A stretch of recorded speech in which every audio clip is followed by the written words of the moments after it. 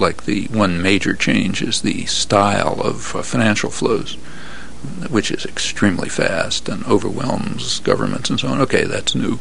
But there's nothing inevitable about that. That's public policy.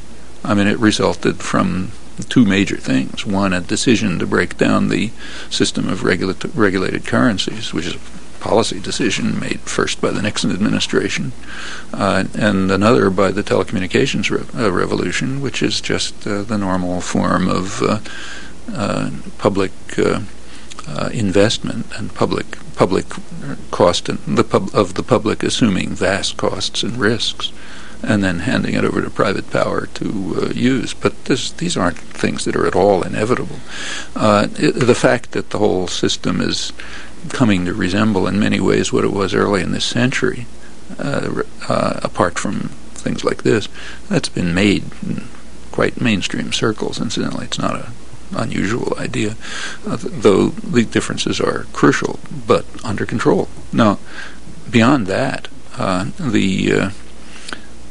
almost about 3/4 of the international transactions, like trade, for example, and investment and so on, are within Europe, United States, and Japan. Okay, these are all areas where, in principle at least, mechanisms already exist which allow the public to control what happens. That aside, transnational corporations are also a public gift. They were created, their rights, the rights of corporations altogether, were created mostly by the judicial system. They were granted extraordinary rights early in this century. The public doesn't have to agree to that. In fact, they don't have to exist at all. All of that's under public control.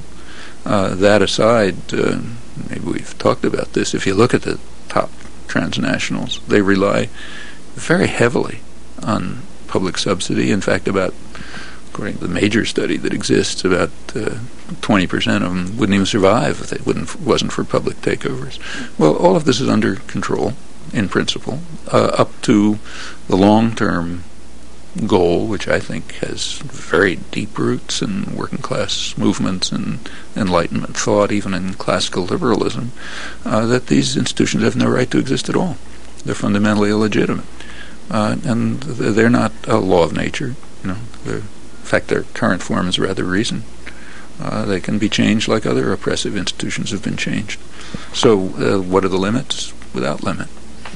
But where do you see the fissures? Where do you see those openings where popular resistance can be mobilized around? Well, right now, without anybody calling for it, about 95% of the population, which is not small, thinks that corporations should sacrifice profits for the benefit of working people and their communities. Well, that's 95% is a good place to start.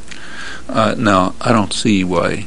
Notice that call presupposes their right to rule. It says, be kinder. 95% of the public thinks they should be more benevolent autocrats. All right, that's a place to start. Let's make them more benevolent autocrats. But I think that same 95% can easily recover, and may indeed already have, a point of view that has been articulated all the way through the working class movements, that they don't have any right to rule at all. It's not that they should be more benevolent autocrats. There should be no autocratic structures. So to repeat what mill hands were saying around here about 150 years ago, those who work in the mills ought to own them. Okay. So we move from the idea that the autocrats should be more benevolent, which is correct and fair, to the question of whether there should be autocratic structures. And I don't think that's a long move. What about this contradiction and paradox? On one hand, the transnational corporations undermine and subvert state power, yet they are highly dependent on the state for subsidies, for military protection, etc. There's nothing novel about that. It goes back to what I've sometimes called really existing market theory, which means good for you, but not for me. You look through the whole history of modern economic development, And you find that those who advocate markets, virtually without exception, do it in that form. So if you look at the what the transnational corporations want to do, and in fact the domestic ones as well, is undermine democratic functioning, but ensure that there'll be a powerful state to subsidize them. I mean, if Gingrich represents maximization of free markets and undermining of safety nets, then we ask, how did he react when the Reagan administration carried out the most protectionist policy since the 1930s? Did he oppose that?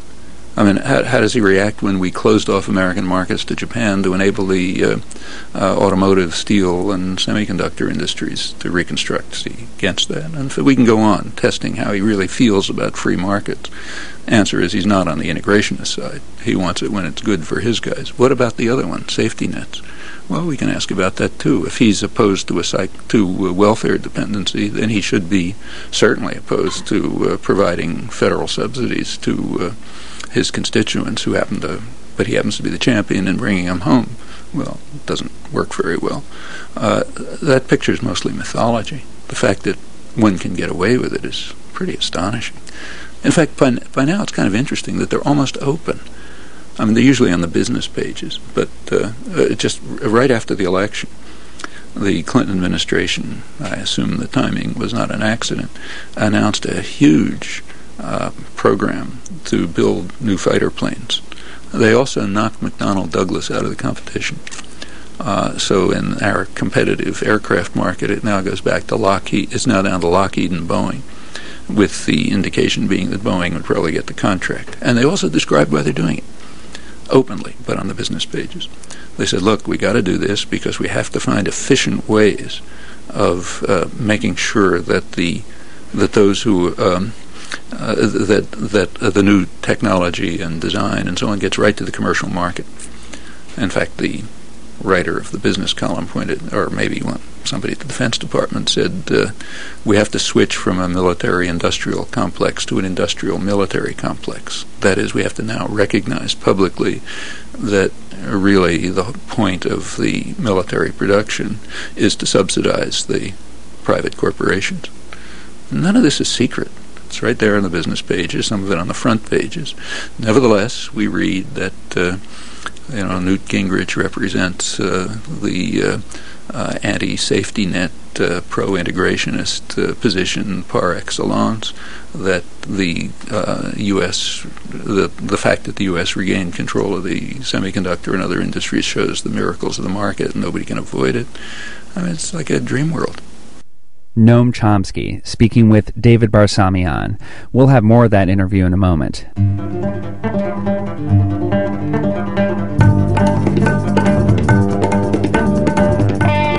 You're listening to Making Contact, a production of the National Radio Project. If you'd like a tape or a transcript of the show, or if you have comments or suggestions for future programs, please give us a call. You can reach us toll-free at 800-529-5736. That's 800-529-5736.